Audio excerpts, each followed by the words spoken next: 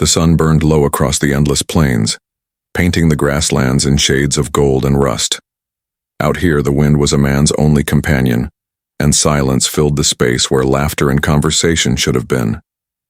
This was the life of Ethan Cole, a cowboy in his late 30s, tall and lean, with weathered skin browned by years beneath the prairie sky. His hat, wide-brimmed and dusty, rarely left his head, and his boots bore the scars of countless trails. Ethan wasn't rich, and he wasn't well known. What he had was a small ranch, a few cattle, and a heart hardened by loneliness. For years, folks in the nearby town of Dry Creek had whispered about him.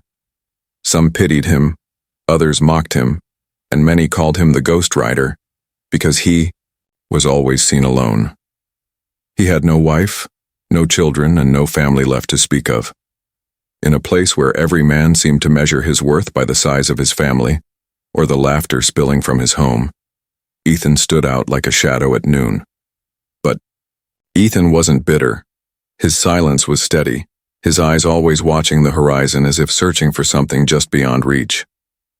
Nights by the fire he would hum old tunes, not because he expected anyone to listen, but because they kept his own spirit company. Yet in towns like Dry Creek, where laughter often carried a cruel edge, Ethan's solitude became the butt of jokes. In the saloon, rough voices would mutter, "That cowboy needs a wife even if it's a scarecrow to sit on his porch." Others would chuckle that Ethan had no one but his horse to talk to. Their words rolled off him like rain on stone, but deep inside there was a wound, a quiet longing for companionship he never admitted. Life on the plains was unforgiving. Ethan rose before dawn, worked until sweat soaked his shirt, and returned, home under stars that shone too brightly for a man with no one to share them with. He built his fences alone, mended saddles alone, and ate beans by the fire alone. Loneliness wasn't just a shadow in his life, it was his only constant. But the story was about to turn. The same townsfolk who laughed behind their mugs of whiskey were planning something, a cruel joke, the kind meant to cut deeper than words ever could. Ethan didn't know it yet, but fate was about to place a woman in his path, not in kindness or love, but in mockery. They thought it would break him, that he'd turn away in shame, giving them another reason to laugh at the quiet cowboy. What they didn't know was that Ethan's heart, though scarred, was stronger than most.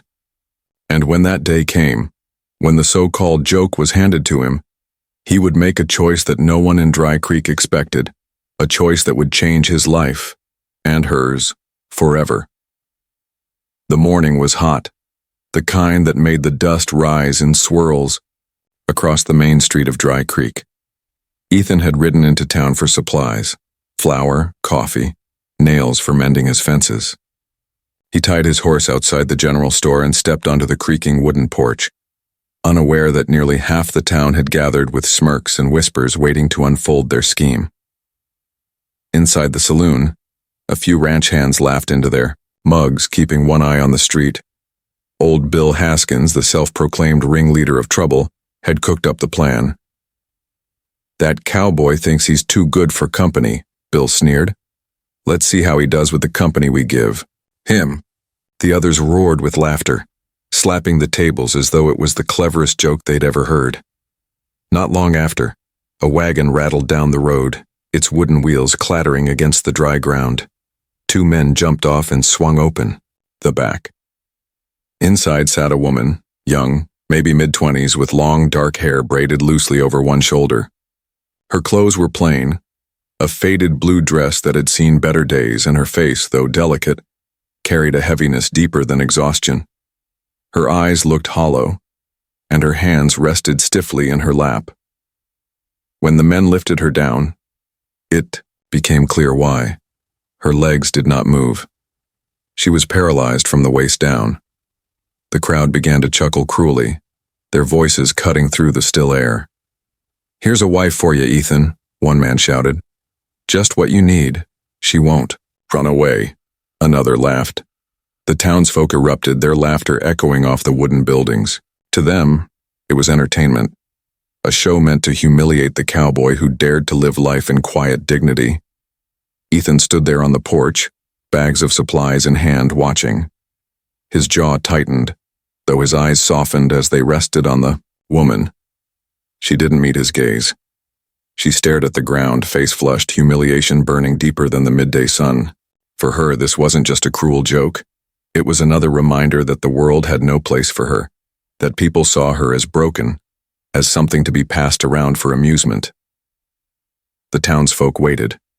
They wanted Ethan to protest, to curse, to shove the woman back into the wagon and ride off in shame. That would have been the punchline to their joke. But Ethan didn't move in anger. He didn't spit, curse, or walk away. Instead, he stepped forward, setting his supplies down gently on the porch. He took off his hat, his weathered face calm, and looked at the woman directly. For the first time, her eyes flickered upward, catching his steady gaze. There was no pity in his eyes, no mockery, only a quiet respect, as if she were more than the spectacle she'd been forced into. "I'll take her," Ethan said, his voice firm but even. The laughter around him stilled.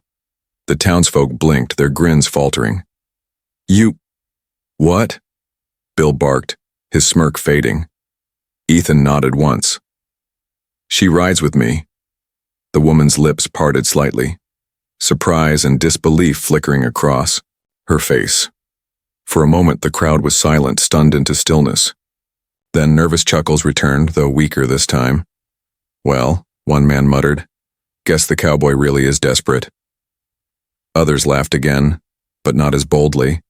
Ethan ignored them. He bent down, carefully, and without a word, lifted the woman into his arms. She was light, but he held her as though she weighed the world. He set her gently on his horse, adjusting her so she was steady. Then, with a last glance at the silent crowd, he mounted beside her. No anger, no shame, only quiet resolve. As the horse trotted away from Dry Creek, the laughter of the townsfolk grew faint, replaced by whispers of confusion. Their cruel joke had not landed as they'd hoped. Instead, they had given Ethan something they never imagined. A chance to show his strength, not in fists or fury, but in compassion. And for the woman, though she still sat in silence, something stirred deep within, a spark of dignity, kindled by the man who refused to treat her as a burden. The joke was over, but the story had only just begun. The road back to Ethan's ranch was long and uneven, stretching across rolling hills and dusty trails. The woman sat rigidly in the saddle in front of him, her hands gripping the horn for balance. Ethan guided the reins with one arm and held her steady with the other, careful not to let her slip. She didn't speak. Not a word passed between them during that ride. Her silence was heavier than the sky before a storm, and Ethan, though used to silence, felt its weight. When they reached the ranch, he dismounted first, then lifted her down gently. She tried to keep her eyes averted, but Ethan noticed the flush of shame on her cheeks. He carried her into the cabin, setting her on a chair near the hearth. The room was simple: wooden floors, a small table, a bed tucked into the corner, and shelves lined with supplies. To Ethan, it was home. To her, it must have seemed like a prison of quiet isolation. For a long while, she didn't look at him.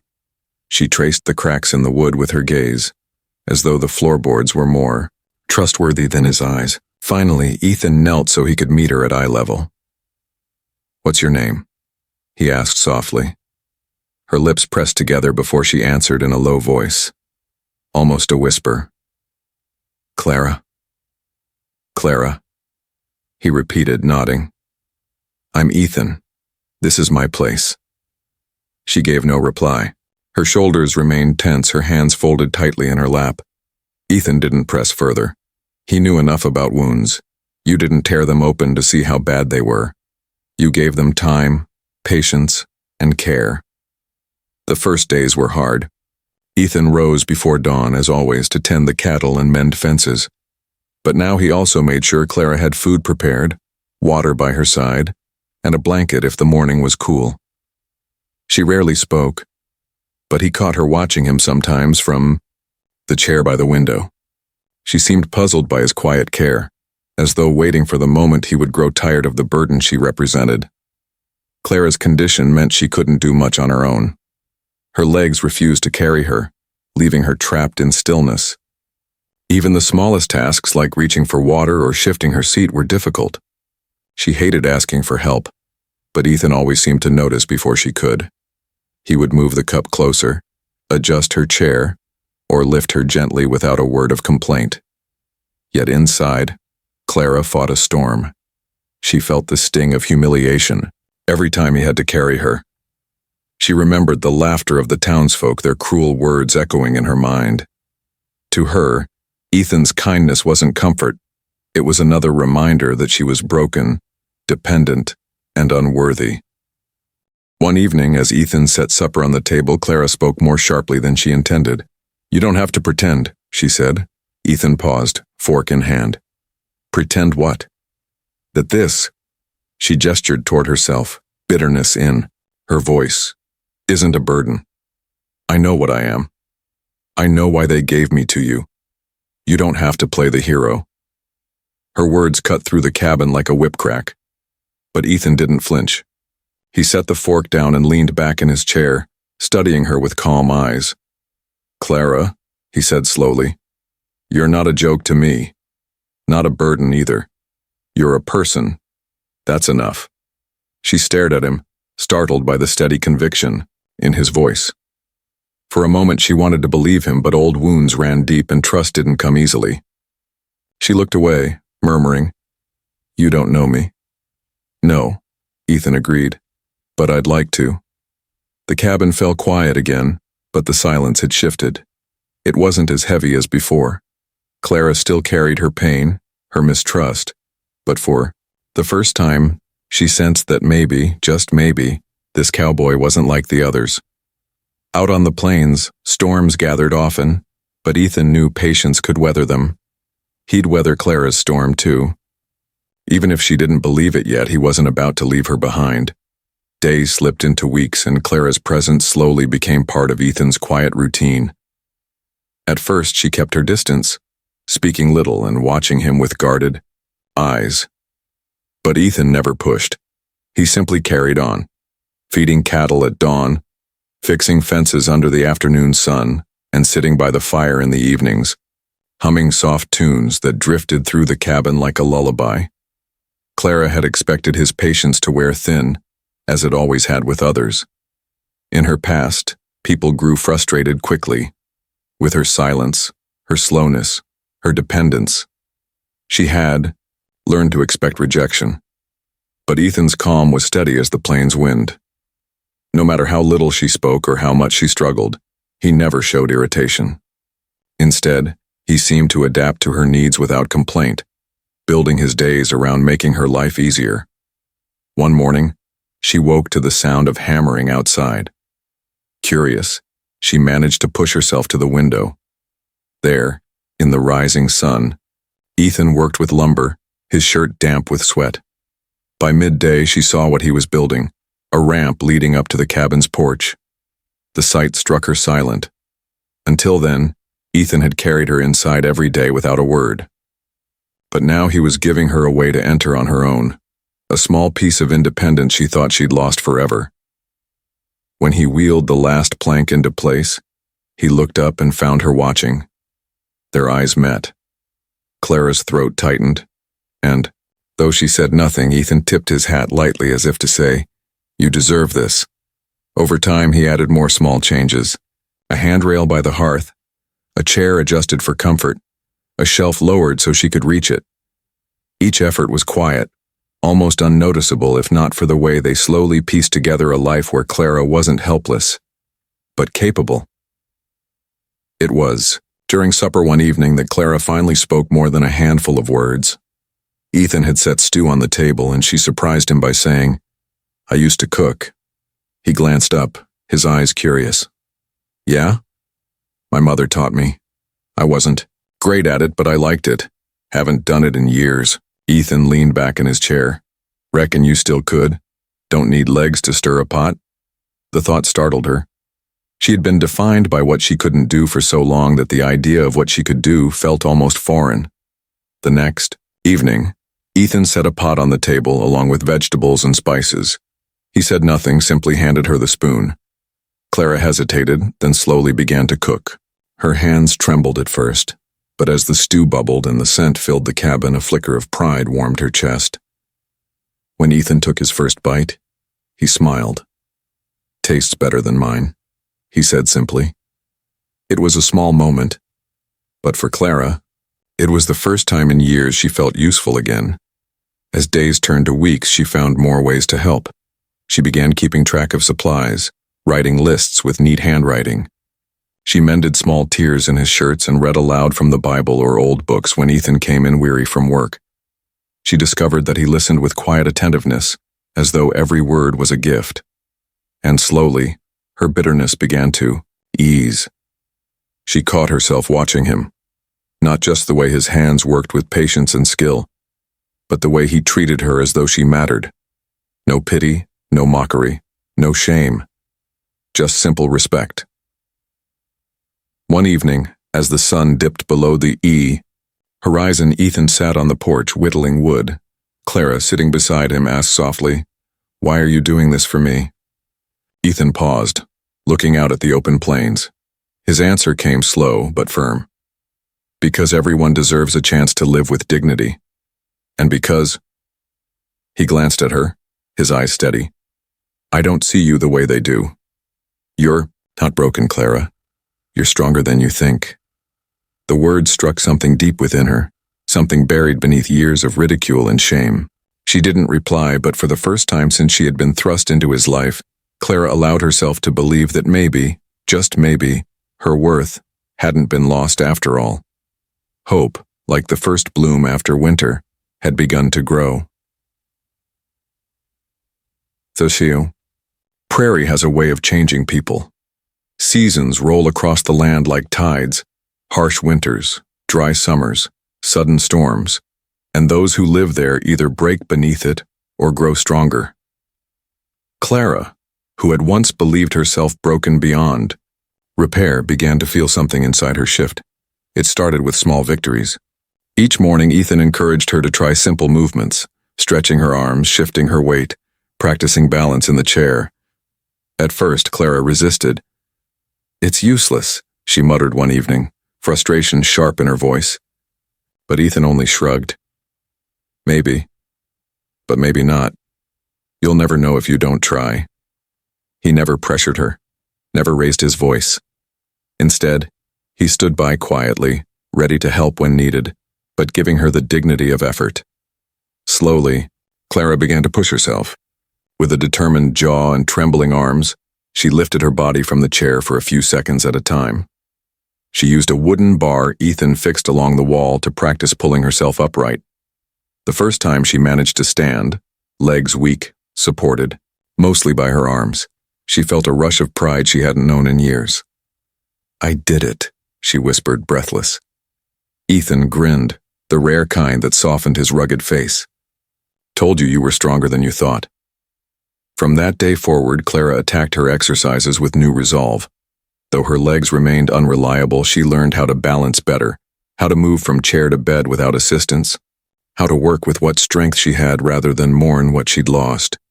Every bit of progress rekindled a piece of her spirit, and with it came laughter, soft at first, then fuller, warmer. Ethan would sometimes catch her humming as she worked in the kitchen, and it filled the cabin with a life it had never known. Their bond deepened in the quiet rhythm of shared days. Clara discovered she had a keen mind for numbers and began helping Ethan manage ranch accounts. She tracked cattle sales, noted supply needs, and even suggested ways to stretch profits. Ethan, more used to sweat than ledgers, found himself relying on her insight. "You're the brains of this outfit now," he teased one evening. She smiled shyly, "And you're the brawn." Together they laughed, an easy, genuine sound that neither had known for too long. But Clara's transformation wasn't just in what she could do. It was in how she began to see herself. No longer did she avoid the mirror or shrink from Ethan's gaze. Instead, she met his eyes with a newfound confidence. And in those quiet moments, she saw something reflected there: respect admiration, and something deeper she scarcely dared to name. The townsfolk of Dry Creek began to notice the change as well. On the rare trips Ethan brought Clara into town, rolling her gently down the new ramp he'd built for the wagon, whispers followed them. At first, it was the same old mockery. There goes the cowboy with his cripple. But as Clara held her head higher, as she smiled and greeted those who once laughed at her, the jeers grew quieter. Curiosity began to replace cruelty. One afternoon, at the mercantile, Clara surprised everyone by keeping the books herself, double-checking figures with sharp precision. The shopkeeper, impressed, muttered, "Sharp mind on that one." Ethan only smiled. He had known all along. The true turning point came during a barn raising on the outskirts of town. Most of the men were hard at work lifting beams while women prepared food. Clara, seated near the supplies, began organizing tools and calling out when something was misplaced. At first, the men chuckled at the sight of a woman in a chair giving orders, but as the work moved smoother and faster under her direction, laughter turned into nods of respect.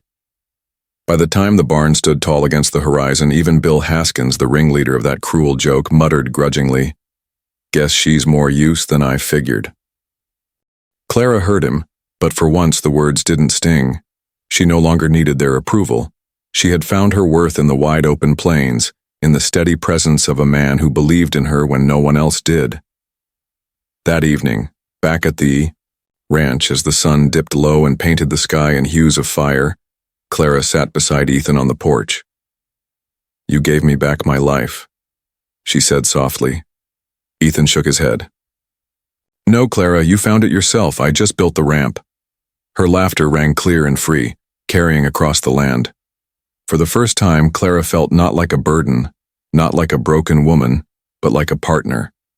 Together, she and Ethan weren't the joke of the plains. They were its quiet triumph. By the time spring rolled across the plains, the change in Clara was undeniable.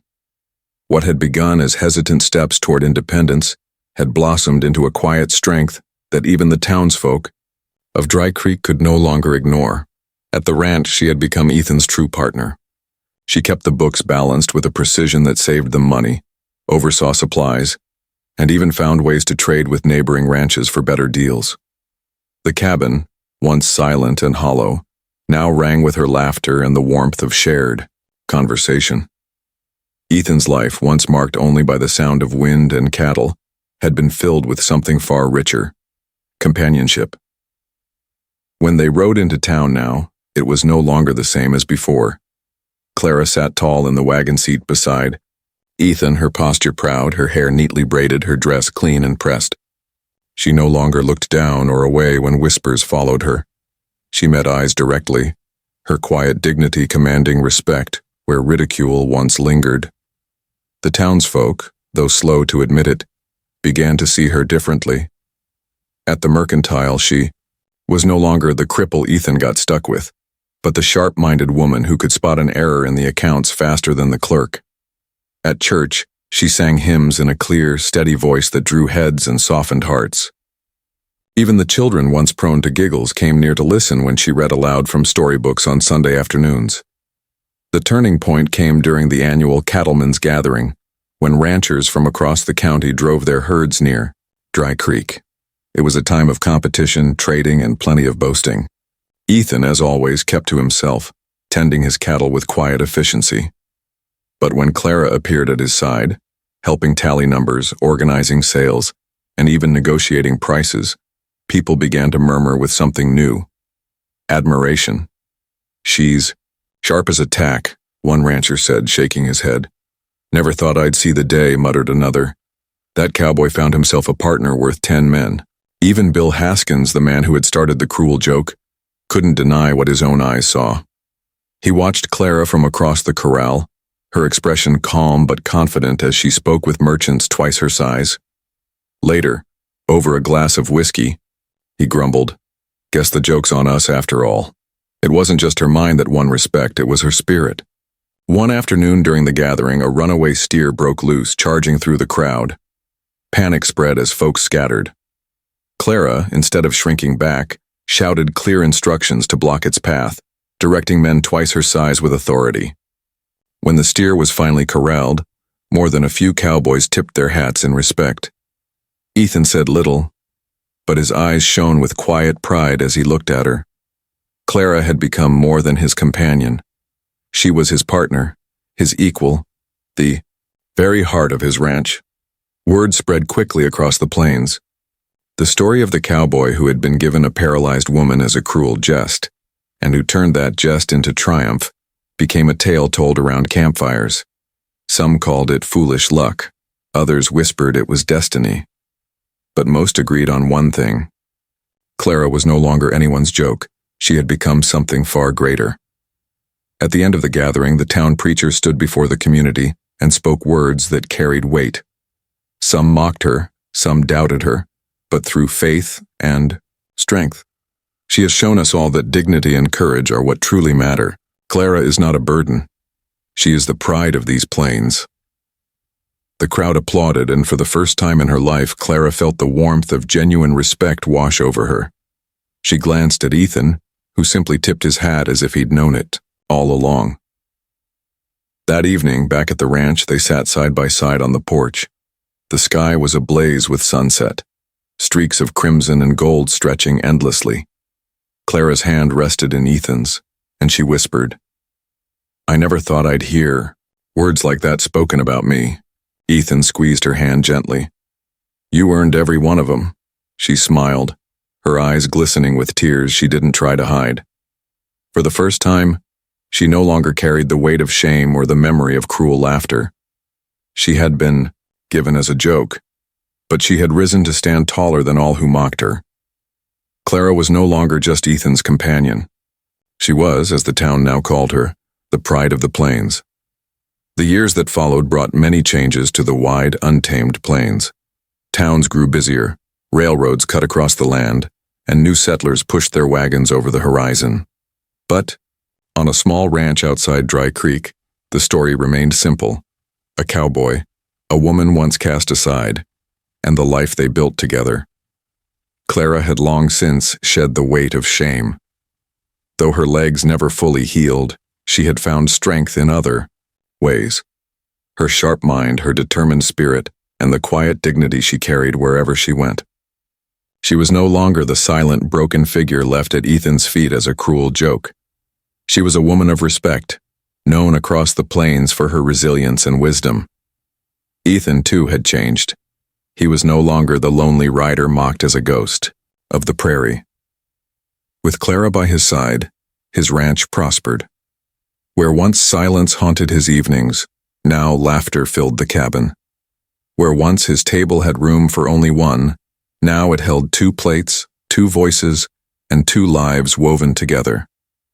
The cowboy who once walked alone now rode with purpose, not just for survival but for love. One autumn evening, as the first chill of winter swept across the grasslands, Ethan and Clara sat together on the porch. The sky stretched wide above them, painted in deep shades of crimson and purple. Clara leaned back in her chair, her hand resting in Ethan's, and gazed across the land that had once seemed so empty. "You know," she said softly, "I used to think my life ended the day I lost the use of my legs. I thought I'd never be anything but a burden." Ethan turned his head, studying her with those steady eyes that had never wavered. "And now?" "Now," she said, smiling, "I see I was wrong. You showed me I still had worth. You showed me I could still live, still give, still be proud. And for that, I'll always thank you." Ethan shook his head gently. "You don't owe me thanks, Clara. You're the one who found the strength. All I did was believe in you long enough for you to see it yourself." The wind rustled the grass, carrying their quiet words into the endless plains. For a long while they sat in silence, not the heavy silence of strangers, but the peaceful quiet of 2 souls who had found home in one another. Their story had spread beyond Dry Creek by then. Cowboys told it around campfires, travelers carried it down dusty trails, and preachers used it in sermons to remind folks of compassion and dignity. It became a tale of how cruelty had been turned on its head, how mockery had become triumph, and how love had blossomed where no one expected it. And though Clara blushed whenever she was called the pride of the plains, deep down she had come to accept it, not as flattery but as truth earned through pain, courage, and the strength to rise above. In the end, the lesson of their lives was simple. Strength is not always in the body. Sometimes it is in the will to keep going when the world tells you to give up. Sometimes it is in the kindness of a heart that refuses to see another as less. Ethan and Clara's story wasn't about a cowboy rescuing a broken woman. It was about two souls who found in each other the missing piece they had been searching for. Alone, they had been overlooked, mocked, dismissed. Together, they became more than the plains had ever expected. As the sun slipped below the horizon that night, painting the sky in fire, Ethan squeezed Clara's hand one last time before they went inside. "Pride of the plains," he murmured, almost to himself. Clara smiled, her voice steady, carrying the strength she had fought so hard to claim. "Not just me, Ethan. Us." And so it was. A cruel joke had become a legend of love. A lonely cowboy and a paralyzed woman had proven that dignity, compassion, and faith could turn even the harshest of beginnings into a story worth remembering.